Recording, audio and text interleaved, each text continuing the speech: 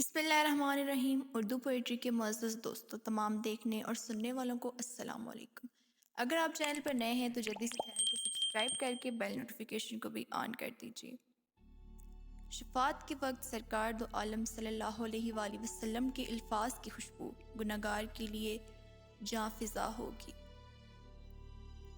جو شخص اس لیے لڑتا ہے کہ اللہ تعالیٰ کا کلمہ بلند ہو، وہ اللہ تعالیٰ کی راہ میں لڑتا ہے۔ رسول صلی اللہ علیہ وآلہ وسلم نے ارشاد فرمایا، لوگوں میں بدترین شخص وہ ہے جو اپنے گھر والوں کے حق میں تنگی کرنے والا ہو۔ دوسروں کی مدد کیا کرو، اللہ تمہاری مدد کرے گا۔ دوسروں کو سکون دینے والا کبھی بے سکون نہیں رہتا۔ کوئی دن ایسا نہیں جب میں نے رحمان کو رحیم نہ پایا ہو۔ اللہ تعالیٰ فرماتا ہے، میری محبت تو دیکھو، جو فرشتے شام کو تمہارے گناہ میرے پاس لاتے ہیں، میں صبح انہی کے ہاتھ تمہارا رزق بھیجتا ہوں۔ انسان جتنا بھی گنہگار ہو، اللہ پاک اس کے لیے دعا کا راستہ اور رزق کا دروازہ کبھی بند نہیں کرتا۔ مایوس وہ ہوتا ہے جو اللہ پر یقین نہیں رکھتا، اور محروم وہ ہوتا ہے جو اللہ کی نعمتوں کا شکر ادا نہیں کرتا۔ زندگی کا سب سے بڑا سچ اور کائنات کی سب سے بڑی حقیقت، کلو نفس ذائقۃ الموت۔ عبادت کے لیے فرصت کی نہیں، توفیق کی ضرورت ہوتی ہے۔ اگر تم زندگی کے راستے کانٹے چھوڑتے جاؤ گے تو وہ تمہارے پیچھے آنے والی تمہاری نسلیں اس راستے پر لہو لہان ہو جائیں گی۔ جب معاملہ اللہ کے سپرد کر دیا کرو تو معاملے اور اللہ کے درمیان سے نکل جایا کرو۔ انسان کا سب سے بہترین دوست اللہ حلال ہی ہے۔ بہت جلدی مان بھی جاتا ہے، پرانی باتیں یاد نہیں کرواتا، اپنے پاس سے کبھی مایوس نہیں لوٹاتا۔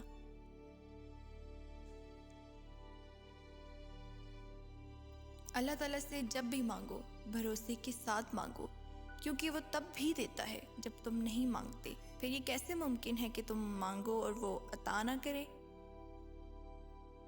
اللہ سے اس قدر قریب ہو جاؤ کہ تم دعا مانگو تو فرشتے آمین کہیں۔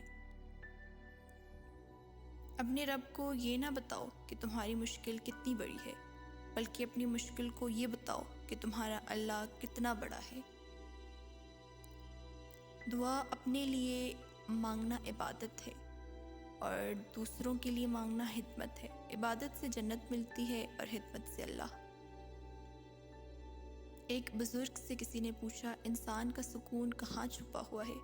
بزرگ نے جواب دیا، غفلت ہو جائے تو سجدے میں اور گناہ ہو جائے تو توبہ میں۔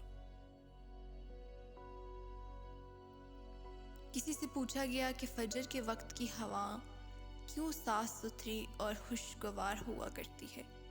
جواب دیا، کیونکہ اس میں منافقین کی سانسوں کی آمیزش نہیں ہوتی۔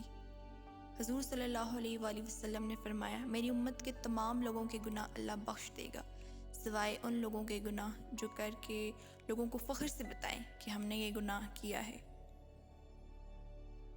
پوچھا گیا، جنت کتنی دور ہے؟ آپ صلی اللہ علیہ وآلہ وسلم نے فرمایا، جنت 2 قدم پر ہے، پہلا قدم نفس پر قابو رکھ دو، دوسرا قدم جنت میں ہوگا۔ کچھ مردوں کا جنازہ ہی پہلی بار انہیں مسجد لے کر آتا ہے اور کچھ عورتوں کا کفن ہی پہلی بار انہیں پردہ کرواتا ہے۔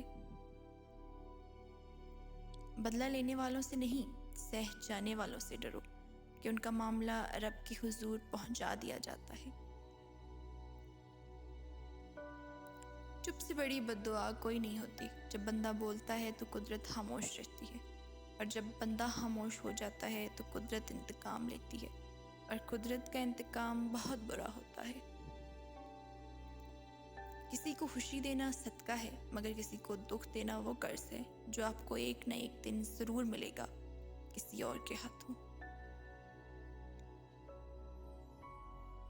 اگر امیر ہو جاؤ تو مغرور مت ہونا، اور اگر غریب ہو جاؤ تو مایوس مت ہونا۔ ہمیشہ خوش رہنے کی کوشش کریں، اداس رہ کر بھی کون سے مسئلے حل ہو جاتے ہیں۔ توبہ کا دروازہ کھلا ہے، اس سے بڑی خوشخبری اس دنیا میں کوئی نہیں۔ آپ کا بڑا سرمایہ وہ لوگ ہیں جو آپ کی غیر موجودگی میں اپنے رب سے دعاؤں میں آپ کے لیے خیر مانگتے ہیں۔ یا اللہ، کوئی ایسا سبب پیدا فرما دے کہ میں تیرے گھر آ کر طواف کر دوں، نماز پڑھوں، حجر اسود کو بوسہ دوں اور ساری امت مسلمہ کے حق میں دعا کروں۔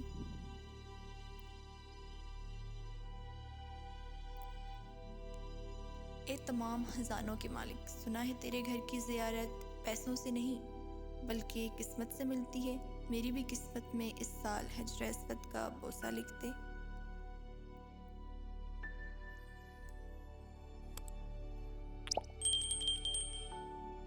Thank you for watching, video کو لائک اور کمنٹ کرنا مت بھولیے گا، اور مزید اچھی ویڈیوز دیکھنے کے لیے ہمارے چینل کو سبسکرائب کر کے بیل نوٹیفیکیشن کو بھی آن کر دیجیے تاکہ نیو لیٹسٹ ویڈیوز کی نوٹیفیکیشن بر وقت آپ تک پہنچ سکیں۔ اپنا بہت بہت خیال رکھیے گا، دعاؤں میں یاد رکھیے گا۔ اللہ حافظ۔